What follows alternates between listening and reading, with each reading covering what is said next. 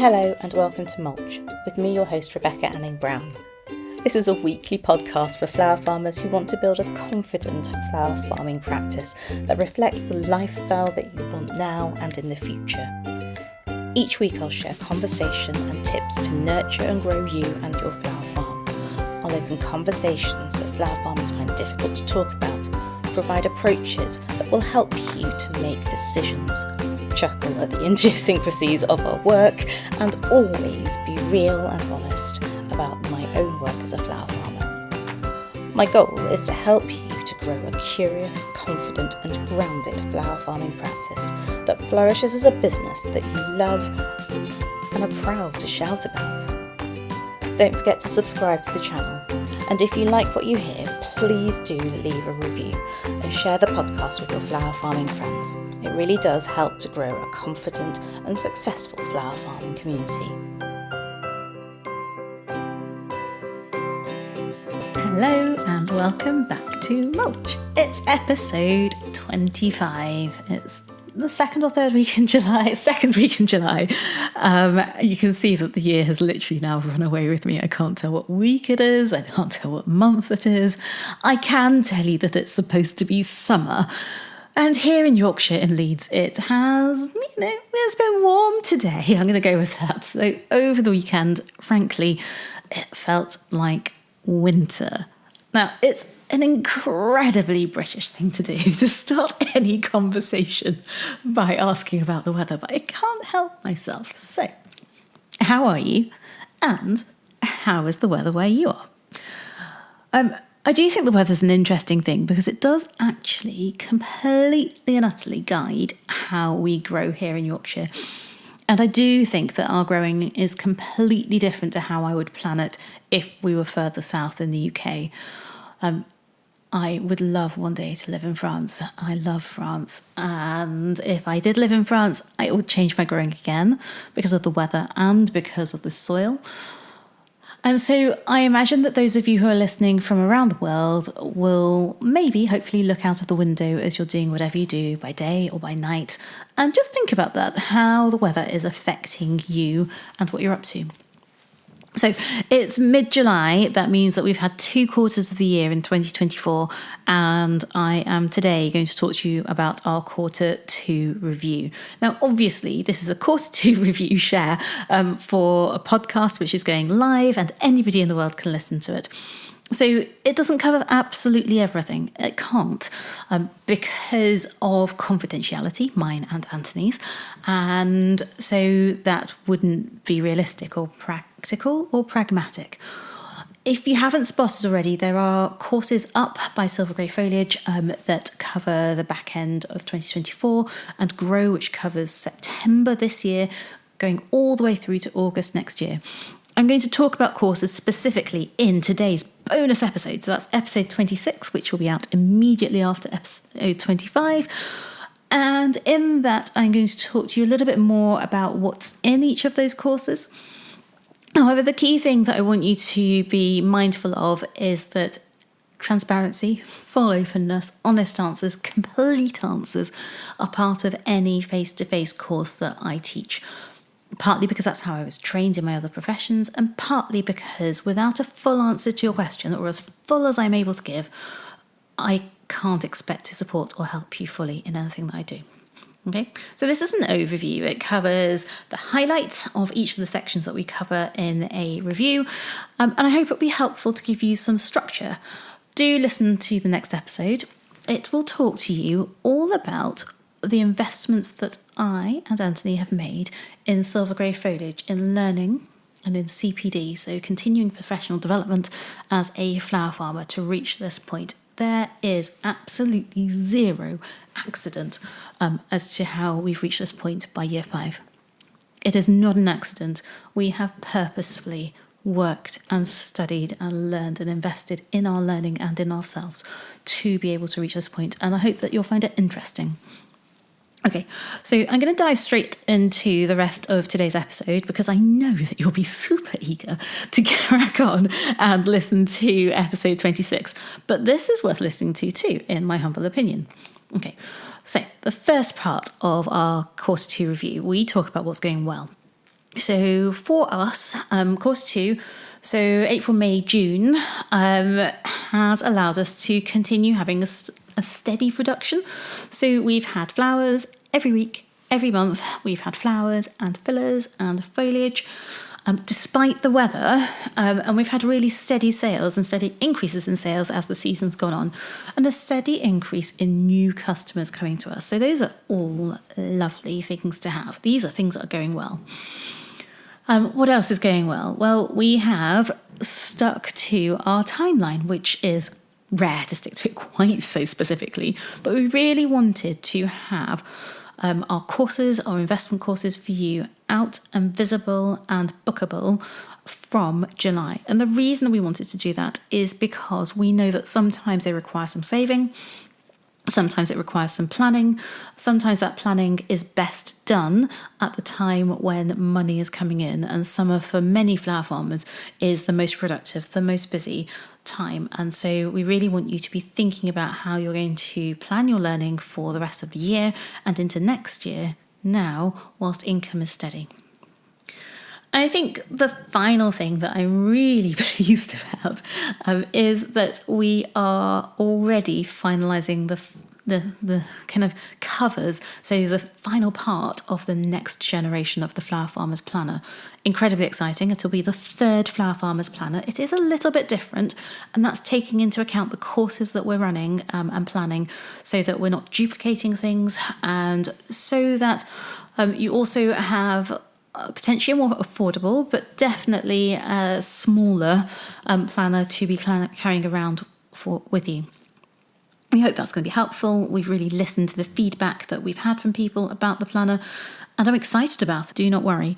The space to record the important stuff is still there. Records, regular records, are something that I am incredibly passionate about in my business. So I hope that this will be another useful record keeping implement object that you can work with daily and weekly through your flower farming year. And then we have invested in a small bit of kit that will hopefully mean that newsletters return. So I love podcasts. I love listening to people talk as I work. I am an auditory learner, and I know that many of you are too. However, I completely appreciate that, again, the feedback that newsletters are missed, and also that not everybody likes to learn by listening. So we have been working on a way to get me back into newsletters that come into your inbox. And the reason that that's important is because podcasts aren't for everyone, and we do try and support people in different ways and meet your learning needs in different ways. And it also allows me to talk about and write about different things in a written format than here on Mulch, where we talk mainly about business practice on your flower farm. So I'm hoping that will be useful to you. That will restart, with any luck, in the next week or so. I'm just getting to grips with a piece of kit that helps me to be able to dictate your letters rather than typing them out by hand. All right. Finally, I cannot let the things that are going well pass without commenting on Gemma. Gemma is our employee. I was going to say new employee, but that suggests that we have others, and we do not. It is Anthony, I, and Gemma. This was absolutely on our list of wants last year. We wanted to have a member of staff for more than a day a week. We didn't want to have tons of freelancers because whilst you learn things from everybody that you work with, I work best in a small team. And we wanted to work with someone that we know. We wanted to make sure that any work we were doing sat really well with our values and our ethics. And so for us, having increased freelance hours wasn't the right thing to do. It didn't feel right by our member of staff, and it didn't feel like it offered the security that we know that people need. Now, for us, that's a huge commitment. Taking on an employee is a huge commitment. And I can't tell you it's one that hasn't made me think twice. And I cannot tell you that it's one that hasn't made me, worry from time to time. But already the difference that it's made having support and help in the business, in the field, in the growing elements, more often than one day a week is immense. Absolutely immense. And so things that are going well, having an employee is going well. I might talk about that in a separate podcast, getting help on your flower farm. That's probably a podcast in the making. But for now, I really wanted you to know that it's happened, that we have stuck with our plan, and that it's going well, and I'm pleased. All right. On to the things that are not so good. The weather up here has been dire, and I know that across the UK everybody is struggling with slugs, so it's not just us. I do wonder what the slug burden is like outside of the UK. Do let me know. My email address is rebecca@silvergreyfoliage.com. But annuals for us, because it has been cold and because it has just been a slugfest everywhere, have been challenging. So we're just starting to cut from annuals now. Has that affected our production? Well, not really, interestingly, because predominantly we head for the first half of the year planning to sell perennials. So it hasn't really affected our production, but it does feel like a lot of work has been wasted, and I think that's something for Anthony and I to reflect on moving into the 2025 season as to the proportion of annuals that we're willing to grow, given our weather changeability, to put it bluntly, and then the slug burden as well. To compound that further, we did really well in February and March, getting things into the ground. But the back end of our seed sowing for April didn't make it into the ground properly, or at all in some cases. And so there were some wasted seed trays. I hate waste. It's the first thing. Was I trying to be overambitious? Possibly. I think more importantly, we were cutting already to such an extent at that point that I really needed Gemma more than already. And I overestimated what I could achieve on my own. So I'm not convinced that we sowed the wrong amount. I'm just convinced, and I think it's clear, that having that extra pair of hands will help with that increased productivity that we're aiming for. The third thing that hasn't necessarily, in fact definitely hasn't gone according to plan, is the website. So we have a brand spanking new website that has been designed by Studio Cotton. It is gorgeous, and I have struggled to high heaven to get it populated with content. It is not the website that's the challenge here. The website is absolutely brilliant. I understand how to use it, so it's not that I don't know how. It's that I have found it hard whilst running the business, but also in terms of the content upload. That's something that I find difficult at the moment. And so there is a definite delay there, which feels like a waste. It's not a waste because it will get done eventually, but it's not up and running already. So for me, that is a point of not doing so well, a point of sadness, but we will recoup it. In particular, we will recoup it over the summer, is my plan, in time for autumn, because my delightful children, the junior section, are very computer literate, and I've already had them yesterday uploading stuff for me. It's a minor task. They do think that it's a bit silly, but actually it's evenings and evenings and evenings of my time that I don't have. And I don't have it for two reasons. One, because I'm really committed to working reasonable hours in our business. And secondly, I'm 43. I don't feel like I'm old, but I do feel like I've reached an age where after a certain point, and that seems to be children's bedtime, I can't work anymore. And so that change of practice and the amount that I can physically get done during a day has reduced. And I'm okay with that. Everything that we need to get done is being done. But some things are taking a bit longer, and that is definitely on the list, because it would have been one of those jobs that I did in the middle of the night historically, and I just can't work like that anymore. I don't think that's a bad thing. I think my lifestyle is healthier for it. But, it has had an impact. and I'm acknowledging that in my land of not doing so well. Okay, so the next thing that we look at in our quarterly review is finance. So keeping it broad, it's important to say that we keep a really close eye on the money. We keep a really close eye on this every week. We have a really clear method, which means that I always get paid. It also means that we always have a small amount to add to the savings pot, and we always have money that goes directly into the business as well. And the tax pot. So we have a really clear system. It is a system that we will talk about to a degree in first steps in flower farming, but definitely in depth as part of Grow, because I do think that that's part of the reason why we continue to grow, because we have the money allocated and we know what our financial priorities are. It feels okay. I think it's important to say that whilst we keep an eye on the money and we have all of these pots and we allocate clearly and there is a system, we're not that far away from those days when really I didn't know how I was going to pay for seeds, and being able to invest in bulbs for the following year felt like, I don't know, a dream from fairy Flowerland's dreamland. Anyway, my daughter had a really funny name for Flowerland, Dreamland, Fairyland or something yesterday when we were talking about business names. We're not that far away from those days when my hand was dipped into my pocket, was dipped into my savings, or mine and Auntie's savings was dipped into our regular income.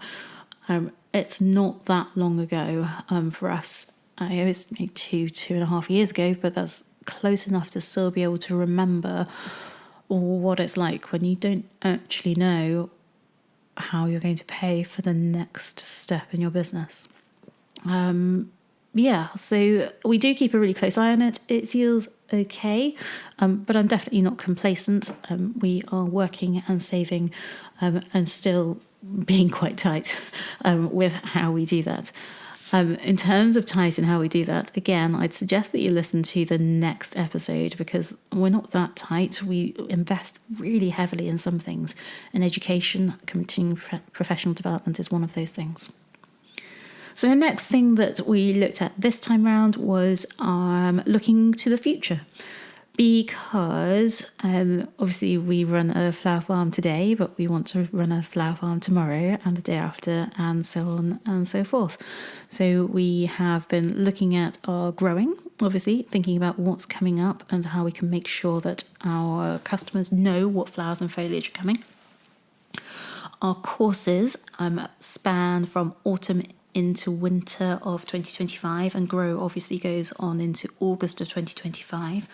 We have the outlines of our plans for Christmas 2024 ready. Yes, I did just say the C word, and I know that it's only July, but our first inquiry for Christmas foliage came in May. I'm whispering it because I know that was really early. Seriously, now is the time to be planning Christmas if you haven't already, at least thinking about it if you can't quite bear it, to get it down on paper. Mull it over in the bath. All right. And then a few changes to our visibility, what our offerings look like, where they are seen, how they're seen in ways that are separate from the website, have also been in our kind of planning for the future section of thoughts. So this time round, our next section in the Course 2 review covered how I am feeling, because I think it's really easy to discount your own personal involvement when you're looking objectively at a review. And that works really well if you work for a massive corporate organisation. It works really well if you work for a massive national organisation. But how you feel when you run your own business isn't just about the objective numbers and the fact. It's about you as an individual, because you are your business. And I'm going to be completely honest, and I'm going to say that I feel really proud of Silver Grey Foliage. It's not perfect. It's sometimes quite a bit scrappy. But I'm so proud of what we've achieved from nothing. And I'm really grateful for all of the investment that we've made to bolster our knowledge and our confidence in the business and how to run it. because it feels like it's coming together. I don't want to be complacent, but I do want to acknowledge the good stuff whilst it's present, because I'm very good at talking about bad stuff when that's around too. And so how I'm feeling at the moment is proud. And I don't think that's a bad thing. I think when you look around your business and you see what you've achieved, I think each and every one of you listening to this podcast should, and I rarely use that word, but should, and definitely could, feel pride. All right? So I then asked an additional question. I wanted to ask and to really enunciate and spell out to you guys what I am most proud of. So I am most proud of not giving up, because there are times when I've really wanted to. I'm really proud that I have learnt, and I am learning, not to hold on to the critical voices, both internally and externally. And I promise you there are many external critical voices of what we're doing. I am proud that my commitment to my husband that I made when I married him is one that I have relied upon and listened to, for better and for worse, whilst running with my dream, because it's my husband, Anthony, and his commitment to me that has encouraged me when the times are really, really tough, to keep running towards my dream and to keep trying my best, so that if it does fail, we have no regrets. I have no regrets. It's a difficult one to say out loud, but I think it's really important, because you only get to live one life. I only get to live one life, and it has been an enormous risk, but a calculated risk, and now an educated risk, and the light is more than slightly visible now, and so it's been worth every single moment.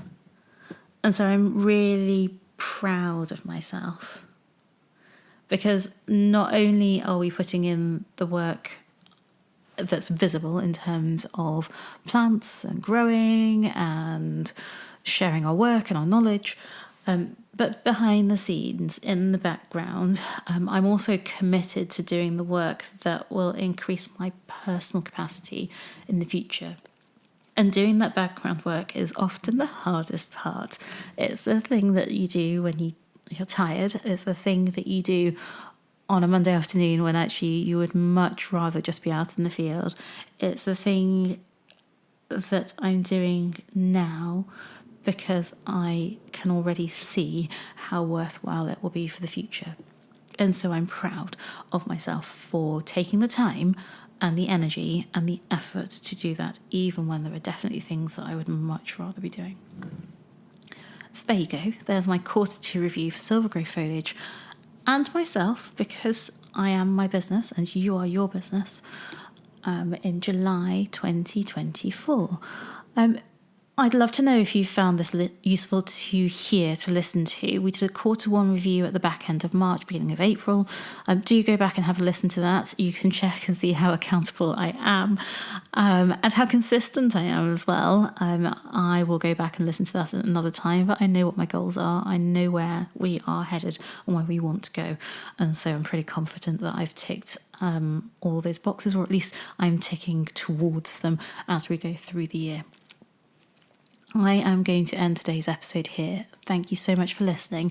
Wherever you are, whatever time of day or night it is, I would like to wish you a good growing week, plenty of cut flowers and foliage, and to remind you to listen on. So the next episode, episode 26, is all about CPD and the practice of flower farming, and I promise you it's well worth a listen. My name's Rebecca. I'm the owner of Silver Grey Foliage, and I'm grateful to you for listening today. Thank you for listening to Mulch. I hope that you found it useful. To find the show notes, head back to our website where you'll find links to all the things that I've been talking about in today's episode. If you're on Instagram, you can find us at Silver Grey Foliage. I would appreciate it so much if you were able to share this episode in your Instagram stories. And if you were able to leave a review, it really will help more people to get on and grow. I'll be back with you next Monday to talk about more flower farming in practice. Rebecca.